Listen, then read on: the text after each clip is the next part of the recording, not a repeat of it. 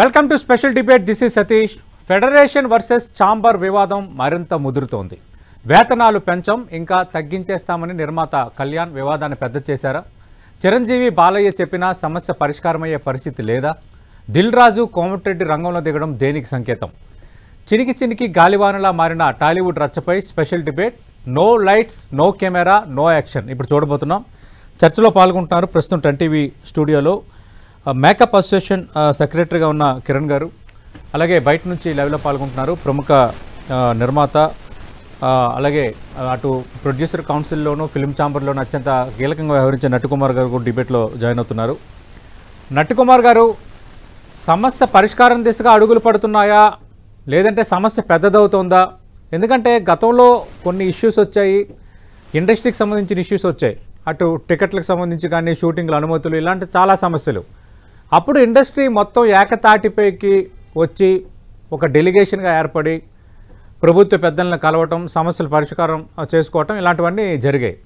కానీ ఇప్పుడు ఇండస్ట్రీలోనే ఒక రెండు సెక్షన్స్ మధ్య తలెత్తిన ఒక సమస్య. మరి పరిష్కారం దిశగా అడుగులు పడుతున్నాయా పడట్లేదా? 30% కాదు కదా, 25% తగ్గించి ఇవ్వాలనేది చిన్న నిర్మాతల నిర్ణయం అని సి కళ్యాణ్ మాట్లాడారు. ఆయన మీడియాతో మాట్లాడుతున్నప్పుడు ఆయన చెంత మీరు కూడా ఉన్నారు.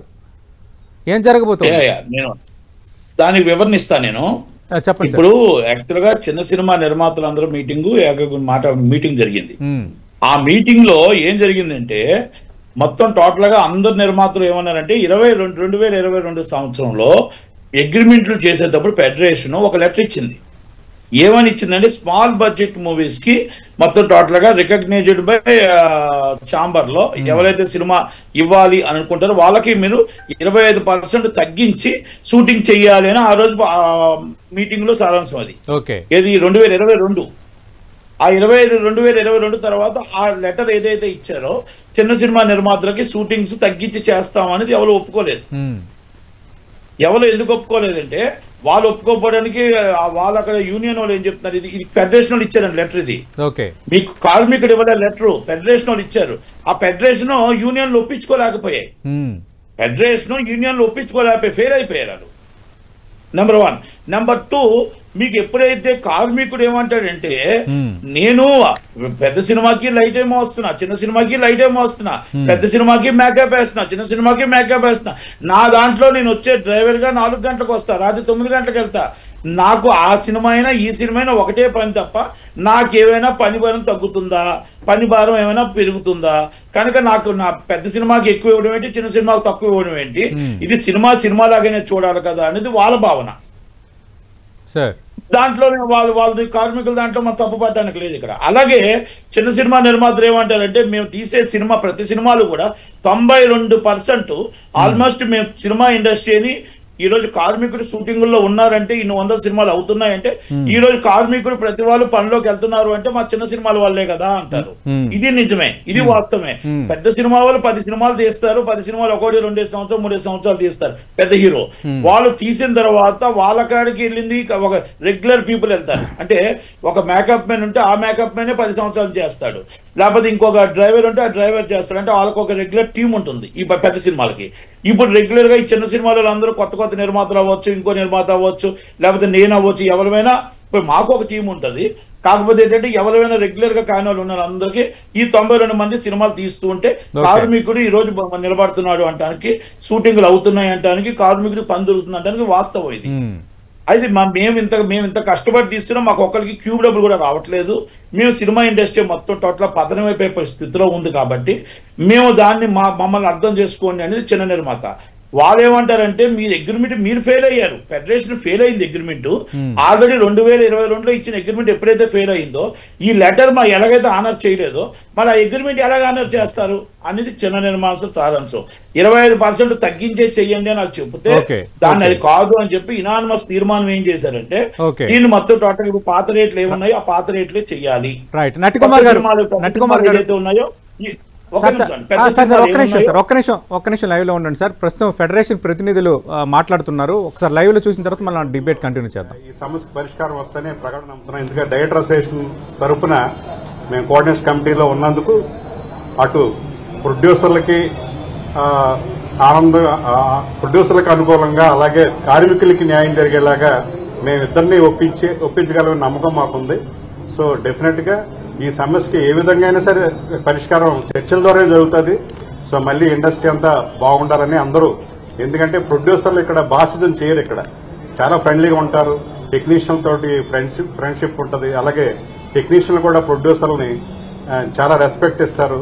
సో ఇలాంటి కార్డియల్ రిలేషన్షిప్ మద్రాస్ నుంచి కూడా అలా కంటిన్యూ అవుతూ ఉంది. మేము ఫుడ్ తినేది ఇంట్లో మా ఫ్యామిలీ మెంబర్స్, మా మిస్సెస్, మా అమ్మ పెట్టిన ఫుడ్ కంటే కూడా ప్రొడక్షన్ బాయ్స్ పెట్టే ఫుడ్ ఎక్కువ రోజులు తిన్నాం. ఎందుకంటే వాళ్ళు అంత ప్రేమగా సార్ ఇది వేసుకోండి ఇది వేసుకోండి అని అంత ప్రేమగా చూసుకుంటారు. టెక్నీషియన్లు కూడా చాలా కష్టపడతారు, కొన్ని అవర్స్ కష్టపడతారు.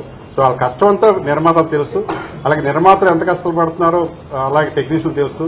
సో ఇద్దరి మధ్య వయ్యా మీడియాగా ఈ సమస్యకి డెఫినెట్ గా తొందరలోనే పరిష్కారం అవుతుంది. ఆ పరిష్కారానికి మేమంతా కూడా తీవ్రంగా కృషి చేస్తాం. అటువైపు కూడా వాళ్ళు కూడా ఈ సమస్యకి పరిష్కారం అవ్వాలని వాళ్ళు కూడా చూస్తున్నారు. సో నాకు తెలిసి 4-5 రోజుల్లో ఈ సమస్య పరిష్కారం లభిస్తుందని నేను అనుకుంటున్నాను. Thank you. అయితే నిర్మాతలు చెప్పిన డిమాండ్స్ ఏవైతే ఉన్నాయి, ముఖ్యంగా 4 డిమాండ్స్ దగ్గర మీకు 1 తేడా వచ్చింది కదా, వాటిని మీరు యాక్సెప్ట్ చేస్తున్నారా? ఏమి తేడా రాలేదండి.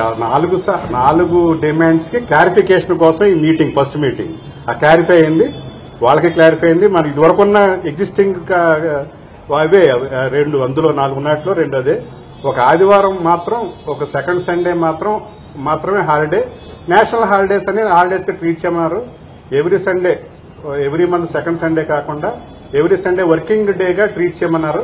అది ఫెడరేషన్ ఒకసారి మాట్లాడి ఆదివారం కూడా వర్కింగ్ డేగా ఏమంటారు సభ్యుల దగ్గర అనుమతి తీసుకుని వాళ్ళు, లేకపోతే ఇంకొక ఆదివారం అన్న సెలవు దినంగా ప్రకటించాలంట, లేకపోతే ప్రతి ఆదివారం సెలవు దినం కావాలన్నా మిగతా ఫెడరేషన్ ఉన్న సభ్యులు అనుమతితో వాళ్ళతో డిస్కస్ చేశాక మళ్ళీ ప్రెసిడెంట్ అనిల్ గారు అది మళ్ళీ తెలియజేస్తారు.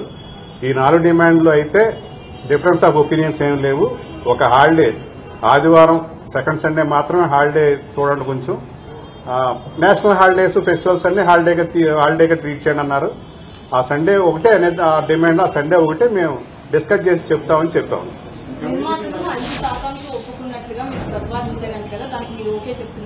ఈ మీటింగ్ లో అసలు పర్సంటేజ్ గురించి డిస్కషన్ రాలేదు, నెక్స్ట్ మీటింగ్ లో వస్తుంది అది పర్సంటేజ్ గురించి. అలాంటి కార్మికుల డిమాండ్ ప్రకారం 30% అడుగుతూ ఉన్నారు. వాళ్ళు 5% అనేది ఇప్పటిదాకా మాకు తెలియజేయలేదు, వాళ్ళు ఇంటర్నల్ గా అనుకున్నారేమో. బట్ వాళ్ళు కూడా ఇంత ఇవ్వగలమని వచ్చినప్పుడు వీళ్ళని కూడా ఒప్పించి మేము డైరెక్టర్ అసోసియేషన్ గా వాళ్ళని ఒప్పించి ఇద్దరికీ ఆమోదయోగ్యమైన దానికి మేము పరిష్కారం అవడానికి కృషి చేస్తాం. అయితే ఇంకొకటి, చిన్న నిర్మాతలు ఇందాక మాట్లాడుతూ మీటింగ్ అయింది కదా ఉదయం, మీటింగ్ లో ఒక క్లారిటీగా చిన్న నిర్మాతలు మేము యాక్సెప్ట్ చేయము, 30% పెంచితే అందులో మమ్మల్ని పక్కన పెట్టి ఆ ప్రతిపాదన చేయండి అని చెప్పారంట. సో దానికి మీరేమంటారు? అది ఇప్పుడే తెలిసి ఇక్కడికి వచ్చాక మీటింగ్ జరిగింది, వాళ్ళు ఇలా అడిగారని తెలిసింది.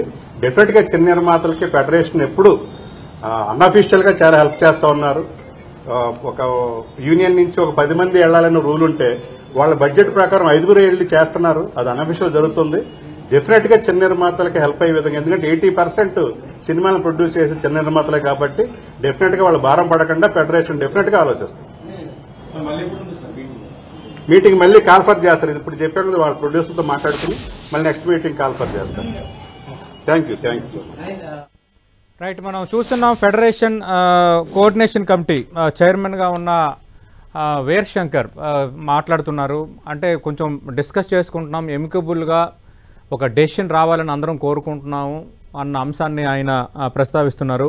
అంటే నటికుమార్ గారు, నా ప్రశ్న ఒకటే సార్, అంటే హీరోల రెమ్యునరేషన్ 10 కోట్లు ఉన్నప్పుడు కార్మికుల వేతనాలు ఎంత ఉన్నాయి? ఇప్పుడు దాదాపు హీరోల రెమ్యునరేషన్స్ వాళ్ళు షేర్స్ తీసుకోవటము, ఏరియాస్ వైజ్ తీసుకోవటము, తర్వాత సినిమాలో వచ్చే ప్రాఫిట్స్లో షేర్కి సంబంధించి ముందుగానే డీల్స్ చేసుకోవటం, ఇలా చూసుకుంటున్నప్పుడు 100 కోట్ల క్లబ్లు చాలా మంది ఉన్నారు హీరోలు. ఇప్పుడు ఎంత ఉంది సార్? ఇప్పుడు వేతనాలు 10 కోట్లు ఉన్నప్పుడు ఎంత ఉంది కార్మికుల వేతనాలు, ఇప్పుడు ఎంత ఉన్నాయి? ఇప్పుడు వేతనాల్లో డైలీ వేజ్ ఎవరైతే ఉన్నారో వాళ్ళకి మనం పెంచవలసిందే. ఇప్పుడు వాళ్ళు 30% అడుగుతున్నారా, మేము ఎంత ఇస్తున్నాం అనేది పెంచాల్సిందే. పెంచకుండా ఉంటానికి అవ్వదు.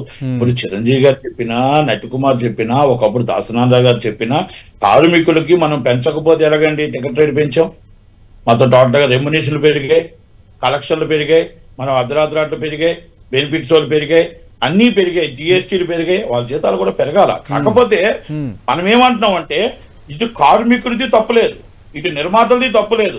ఎవరైతే ఇప్పుడు కూర్చున్న ఫెడరేషన్ నాయకులు ఎవరు ఉన్నారో, ఇప్పుడు మా దాంట్లో ఛాంబర్ల నాయకులు ఎవరు ఉన్నారో వాళ్ళు ఫెయిల్ అయ్యారంటున్నా నేను. మళ్ళా ఎన్ని చెప్తానండి. ఎందుకంటే ఎట్టి పరిస్థితుల్లో ఇది బంధు దాకా రాకూడదు.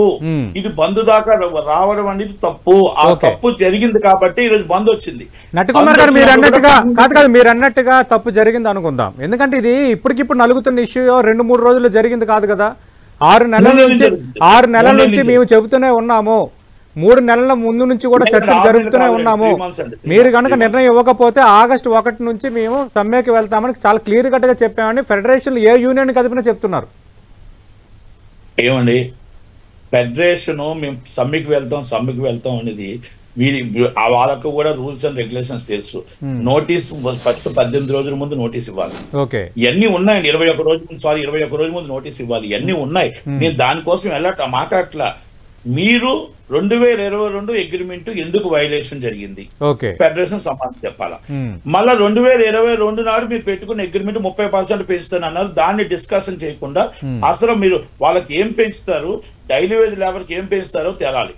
ఎందుకంటే ఇందాక మీరు అన్నారు ఒక హీరోయిన్ కి మన చార్టర్డ్ ఫ్లైట్ ఎంత, ఒక హీరోయిన్ వెనకాల వస్తున్న మనుషులకి ఎంత జీతాలు, వాళ్ళకు మనం 5 స్టార్ హోటల్ నుంచి తెస్తున్న ఫుడ్ ఎంత, మనం మొత్తం టోటల్ గా హీరో స్టాఫ్ కి ఎంత, సైడ్ ఆర్టిస్టులు వస్తున్న వాళ్ళకి ఎంత, ఆ సైడ్ ఆర్టిస్ట్ స్టాఫ్ కి ఎంత, ఇవన్నీ కలిపితే ఒక మనం 5 స్టార్ హోటల్లో వీళ్ళు డబ్బులు చెప్పి రోజుకి రోడ్డు మీద పారిసి అంత డబ్బు కూడా సరిపోవట్లేదు.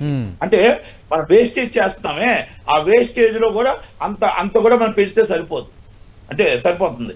అలాంటిది మనం వాళ్ళకి ఎందుకు వెనకేస్తున్నాం, వీళ్ళ దగ్గరే బంధు దాకా ఎందుకు తీసుకొస్తున్నాం, మీరు ఎందుకు మా సైడ్ ఆర్టిస్టుల కోసం మాట్లాడట్లేదు, ఎందుకు ఇంతమంది వస్తున్నారు అడగట్లేదు, ఎందుకు బెంచ్ కార్డులు అడుగుతున్నా అడగట్లేదు, ఎందుకు ఇంత బ్యాటాలని అడగట్లేదు.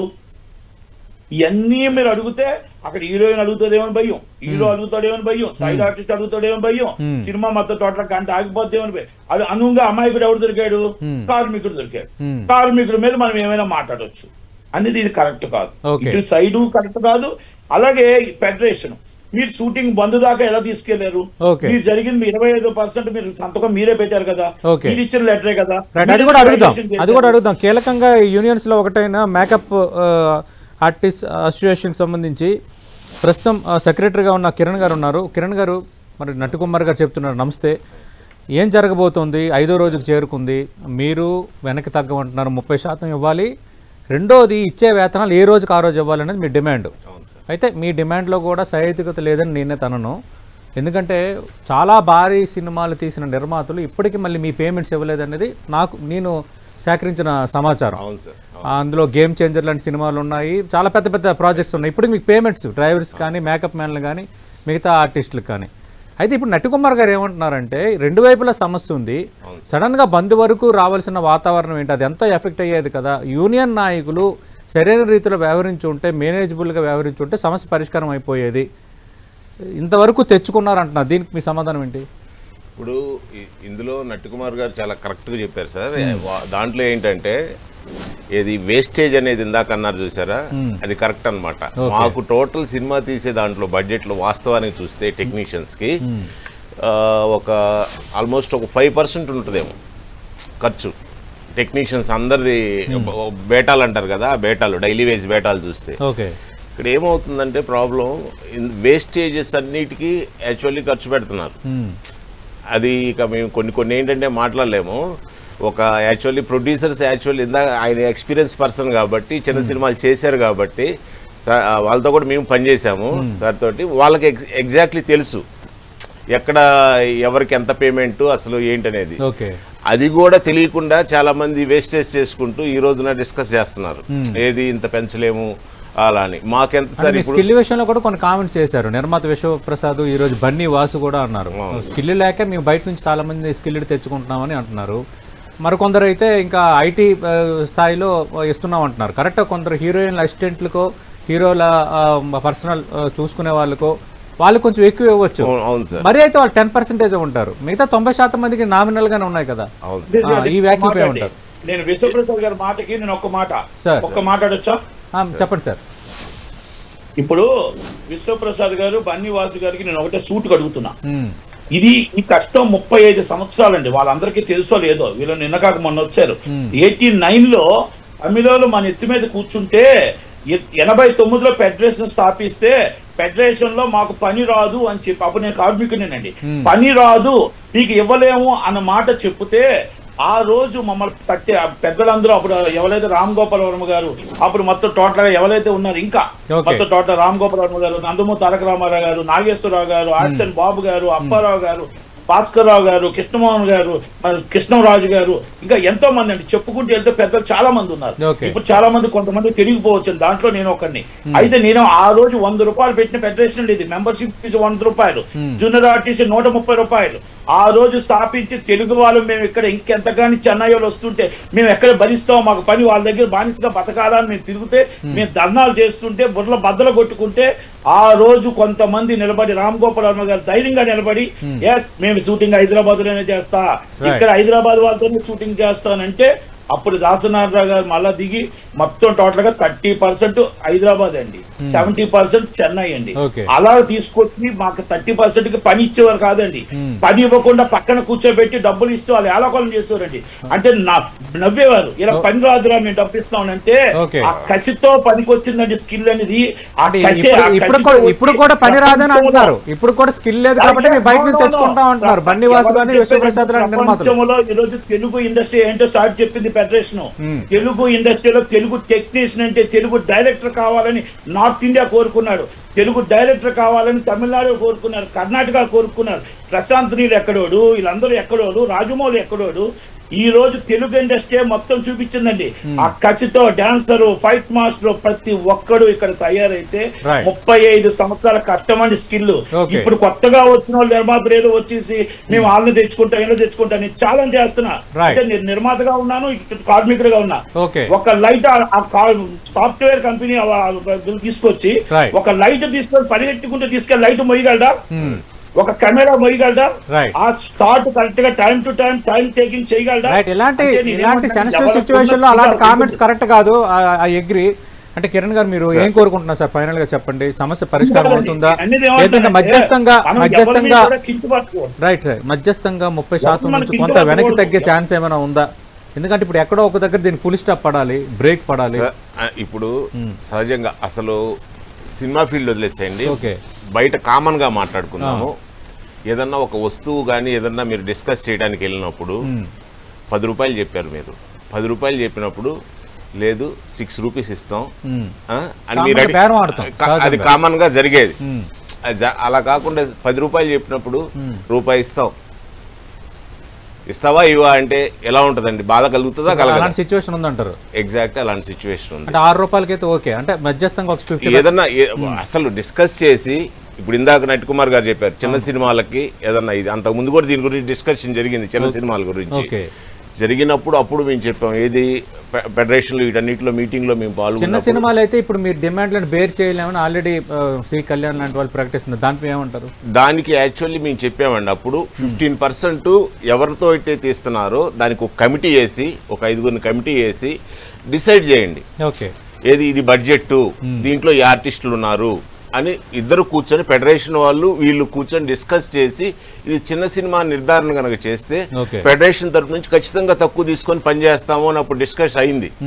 కానీ ఏ ఒక్క ప్రొడ్యూసర్ లో అప్పుడు రాలేదండి దాన్ని, ఏది ఒక కమిటీ వేయలేదు దాన్ని. యాక్చువల్లీ ఆ రోజు అయిపోయింది, ఎవరికి వాళ్ళు పేమెంట్లు ఇస్తామన్నారు, ఇది చిన్న సినిమా చేస్తున్నామని ఎవరు అప్రోచ్ అవ్వాలి. ఇప్పుడు ఏమనుకుంటున్నారు, సమస్య పరిష్కారం అవుతుందా లేదంటే కొంత గందరగోళంలో పడే అవకాశం ఇంకా పెరుగుతుందా? యాక్చువల్లీ సమస్య పరిష్కారం చేయాలి అనుకుంటే ప్రొడ్యూసర్స్ పెద్ద ఇది కాదండి, దీనివల్ల అని పెద్ద డిఫరెన్స్ వచ్చేసేది కాదు. టోటల్ గా 13 డిపార్ట్మెంట్సే ఉన్నాయి డైలీ వేస్ తీసుకున్నాయి, డైలీ వేస్ తీసుకునే 13 డిపార్ట్మెంట్సే ఉన్నాయి. దాంట్లో makeup department and hair styling department మాది. సో మాకు యాక్చువల్లీ ఇప్పుడు 2100 ఉంది per day per shift. Morning 6 to 6 12 hours 6 to 6 work call shift. అంటే మేము యాక్చువల్లీ 4కి బయలుదేరి 5:36 కల్లా లొకేషన్కి వెళ్ళిపోవాలి ఉండాలి, మీకు తెలిసిన విషయం అంతే. సో అలా వెళ్ళి 6 వరకు అంటే ఒక half an hour grace period అడుగుతారు. Half an hour grace period start అయిపోతుందంటే 7 వరకు ఉంటాం. ఉన్న తర్వాత ఇప్పుడు లొకేషన్స్ అన్ని ఎక్కడ జరుగుతున్నాయి, 50-60 కిలోమీటర్స్ అవతల జరుగుతున్నాయి. అలా ప్యాకప్ అయ్యి వచ్చినా కానీ ఇంటికి వచ్చేటప్పుడు 9-9:30 అవుతుంది. మళ్ళీ యథావిధిగా 4 o'clockకి మేము వెళ్ళి వర్క్ చేయడానికి రెడీగా ఉన్నాం.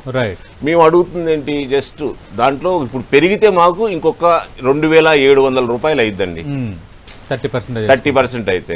సో ఇందాక నట్టి కుమార్ గారు చెప్పినట్టు ఎక్కువ ఈ కేటగిరీలో పనిచేసే వాళ్ళే ఉంటారు, ఎక్కువ మంది. ఇప్పుడు ఒక హీరోకి సినిమాకి 10 మంది ఉంటారు కదండి, ఒక హీరో ఉంటాడు. ఆ హీరోకి ఎవరో ఒక పర్సనల్ మేకప్ ఆర్టిస్ట్, ఒక హెయిర్ స్టైలిస్ట్, ఒక కాస్ట్యూమర్, వీళ్ళు ఉంటారు. ఆ ఉన్న వాళ్ళకి ఏదో ఒక వాళ్ళ స్కిల్ ని బట్టి, ఆ హీరో డిమాండ్ ని బట్టి వాళ్ళు తీసుకుంటా ఉంటారు. మిగిలిన వాళ్ళంతా ఈ కేటగిరీలోనే ఉంటారు. ఎంత డిఫరెన్స్ వస్తుంది బడ్జెట్?